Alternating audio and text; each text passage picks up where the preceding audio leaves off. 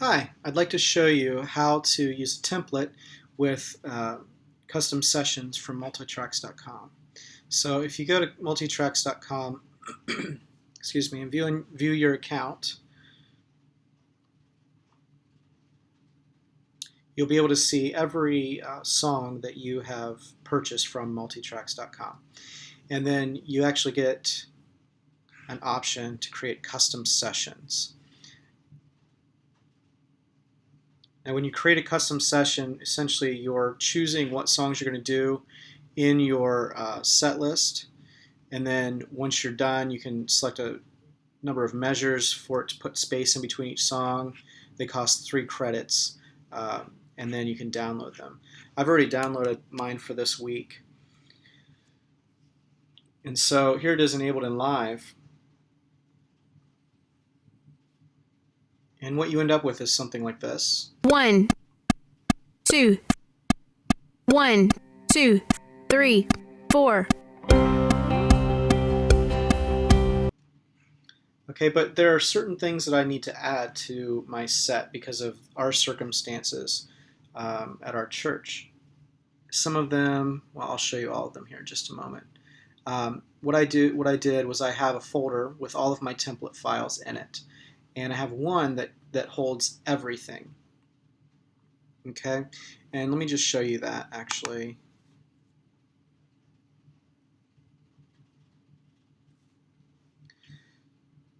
So I have a group already set for my sequence, and I'll have to place my stems in here. And then I have an in-ear monitor group that has the click and the guide. That allows me to change my output pretty quickly when I get into my rehearsal space and use a different audio interface that I always go out of output 5 on. And then we don't have in-ear monitors built into our house system at all of our sites. So at times I'll use a headphone amp, and then the drummer and anyone else who needs it can have just the loop and the click in their ears, and they'll typically just have one ear in with the loop and the click, and then they'll be getting the rest of their monitoring from the house wedges or whatever. So what I do is I pull in audio from the sequence, set it to pre-effects, and then have it go into the group as well. So there's an extra control then here for hearing the loop in ears that's separate from hearing the loop that goes out to the house out of my 1 and 2 outputs. Then I've got a MIDI synth track that you'll see later, and then a live synth track that goes out of 3 and 4 out of my interface. And then I've got utilities for a stop track in case I need to tell Ableton Live to stop automatically. And I actually have a track for turning pages in Music Stand from Planning Center. And I haven't done anything with my lighting track yet, but I've got a track set aside for lighting cues. And then also, if I wanted to, I could hook up my my Strymon timeline or other MIDI guitar pedals and have those be controlled here, have it selecting patches for me automatically. So I've got all these, I've set all these up in one session, and then I saved it in this folder. Okay, and so if I go back to, let's not save any changes. So here's what I downloaded for this week. This is my custom session from Multitracks. And what I'm going to do is, it's very simple. You take this, it has to be, you have to make sure you're not just selecting the folder, but you're selecting the ALS file, okay? And you just drag it in. And let's put it right up here, right after song names.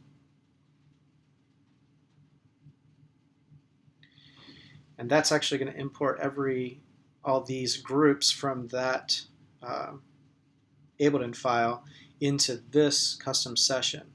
So now my sequence is going to have these stems in it. The drums, I'm going to hold down the shift key to select all my stems, and I'm going to, drums all the way to the bottom, and I'm going to drag those up here into my sequence group.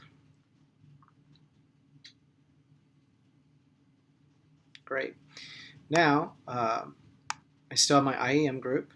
That should be all set. I have my synth, utilities, and so on. Now the custom session has a click track and a guide that I need in my IEM group, okay? So I'm going to take the guide here and I'm going to drag it up here, and I'll just I'll go ahead and delete this one. Make sure my audio's going to the group, and it is.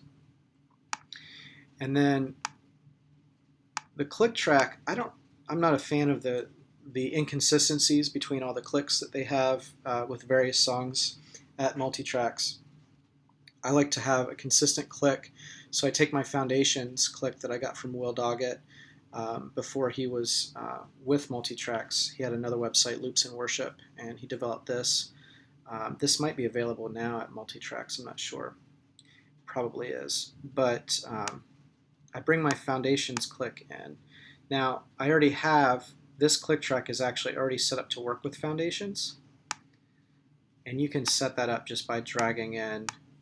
If I drag Foundations ALS into here, then that would set that up, but I won't do that now. So my first song is 4/4, so I'm going to bring that in. And I'm just going to go ahead and prep it all the way to the ending.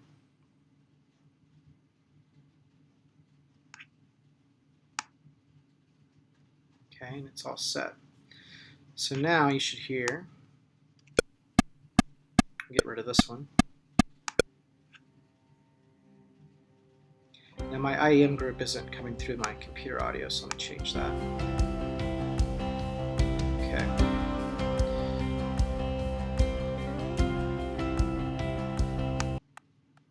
See, there's my click. Okay.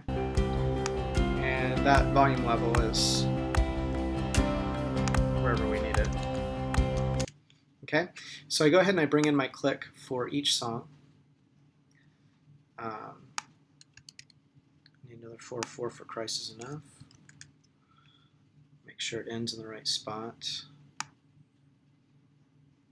What's nice about this is the click will stop at the end of the song, so when you're kind of hitting that last note at the end, you're not getting hit in the head with the click over and over again.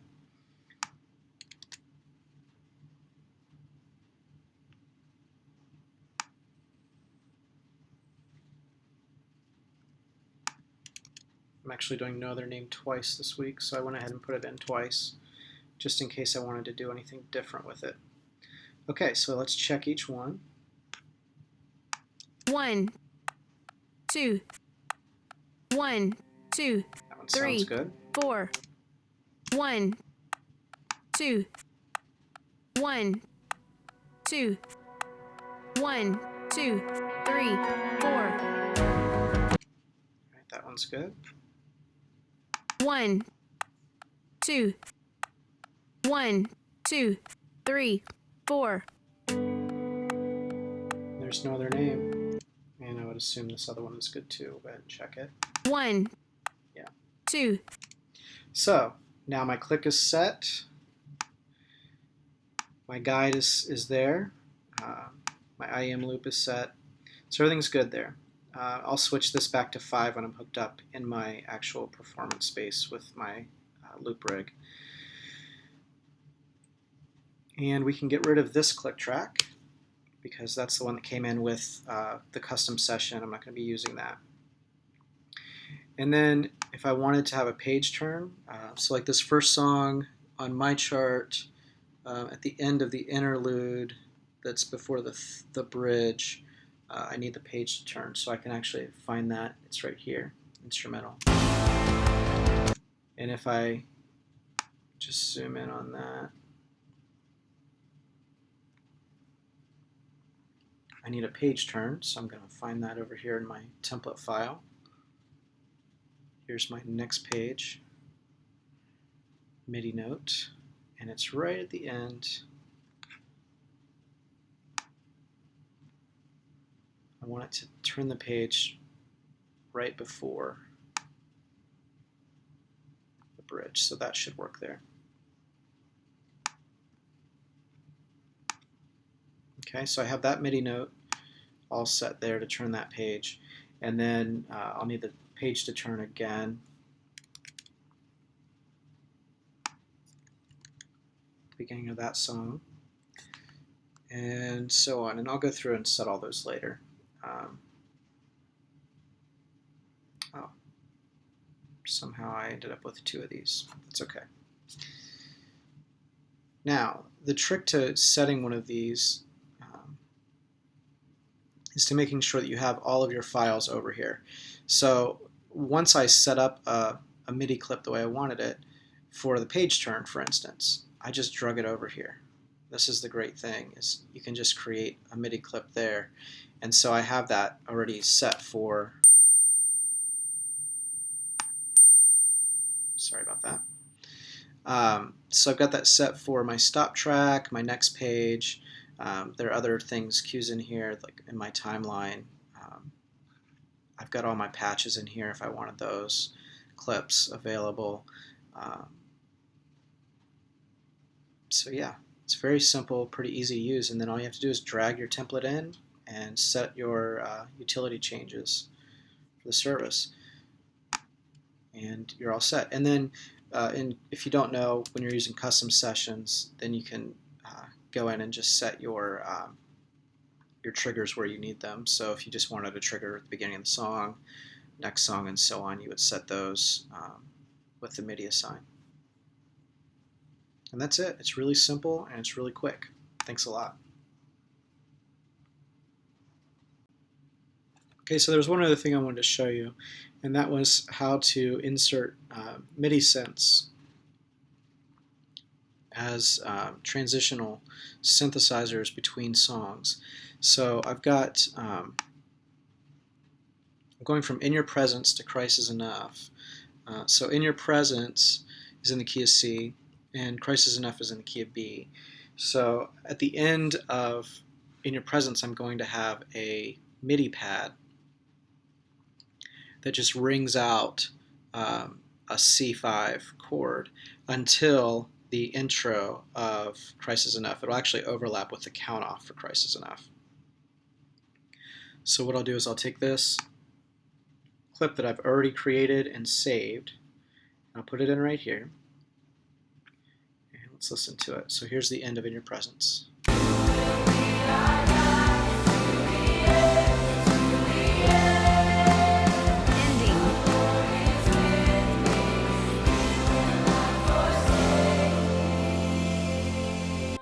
There's that synth.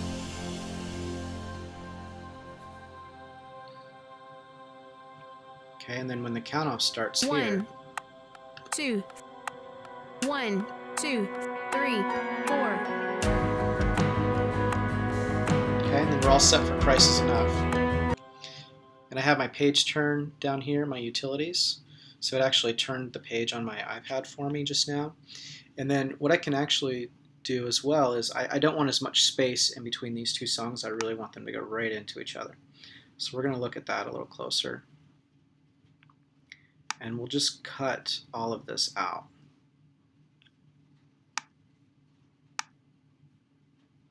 Now that splits our MIDI clip up into 2 clips, and I don't want to do that, so I'll do that, and then I'll just stretch this back out. Okay. So let's look at this again. Here's the ending. Let's start it right here.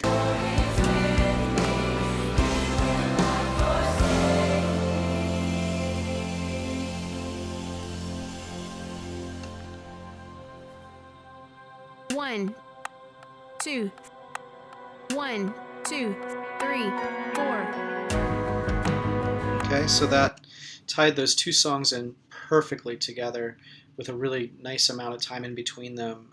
The band will just be set and ready. It turned the page for us. Everything is automated. It takes all the pressure off of the people and allows the Ableton Live to just take all of the little transitions and everything away from us having to worry about that, and then we can really be concerned with leading worship and being in that moment. So I wanted to make sure you guys saw that too. So that's it. Thank you.